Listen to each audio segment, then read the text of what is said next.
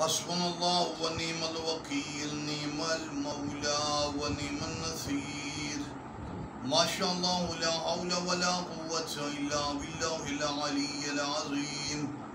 اعوذ باللہ من الشیطان اللعین الرجیم، بسم اللہ الرحمن الرحیم، الحمدللہ رب العالمین، الصلاة والسلام علی سیدنا و نبینا وطبیب قلوبنا وشفیع ذنوبنا ابی الزہراء محمد المصطفى وعلی اہل بیتہ الطیبین الطاہرین المعصومین، اللہ سیما امامنا المنتظر والحجۃ الثانیہ عشر، روحی وارواح العالمین لتراب مقدمہ الفداء، اما بعد فقد قال اللہ تبارک وتعالی فی کلامہ المجید وفرقانہ الحمید، بسم اللہ الرحمن الرحیم، بقیت اللہ خیر لکم ان کنتم مؤمنین۔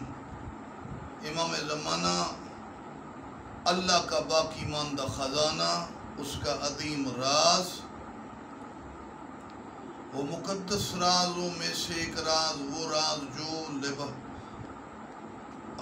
اجسام بشریہ میں خدا کا ودیت شدہ راز ہے، وہ مقدس ہستیاں۔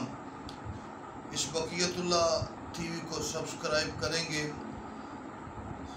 آقا امام زمانہ کا تذکرہ حاضر ہے۔ میرا شہنشاہ کائنات آقا، آفتاب جہان ماہتاب زمان، امام زمانہ کو خالص مومن ماننے والے ہیں۔ ہر دور میں مکمل خلوص کے ساتھ جو ایمان رکھنے والے ہیں وہی مخلص اور باوفا ہو سکتے، اور امام کے تمام تعلقات اور امام کا ربط ان لوگوں سے ہوگا جو مخلص مومن ہیں۔ اس کے علاوہ بنو عباس، بنی امیہ، جو بھی جس زمانے میں جتنے بچ گئے ہیں، خارجی لوگ اور ناسبی لوگ، یہ امام کے دور میں قتل کر دیے جائیں گے، برباد اور تباہ ہو جائیں گے۔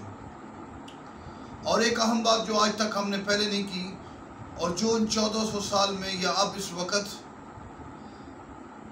دشمنوں کے ظلم پر راضی رہے، جیسے زیارت میں ہم پڑھتے ہیں نا، لعن اللہ امۃ سمعت بذلک فرضیۃ، جو ظالموں کے ظلم پر راضی رہے وہ بھی اڑا دیے جائیں گے۔ امام کے پاس ایک علم ہوگا جس کا عمود عرش تک ہوگا، عرش والا عمود ہوگا، اس کے سائے کے نیچے جو بھی دشمن ہوں گے وہ برباد ہو جائیں گے، مومن ہوں گے وہ شاداب ہو جائیں گے۔ تو سلطان عادل کے مقدس وجود سے دشمنوں کی بربادی ہے، مومنوں کی آبادی ہے۔ تو سرکار حجت دورہ کو اب یاد کرنا بھی ہمارے لیے بڑی عظمت ہے، اور امام کے لیے دعا کرنا، یا رب محمد وآل محمد صلی علی محمد وآل محمد وعجل فرج آل محمد، اللہم عجل ولیک الفرج، اللہم صلی علی محمد وآل محمد وعجل فرجہم وساہر مخرجہم واجعلنا من انصارہ و آوانہ۔ بار الہ امام زمانہ کے مددگاروں اور سرکار کے ساتھیوں حواریوں میں قرار دے۔ والسلام علیکم ورحمۃ اللہ وبرکاتہ۔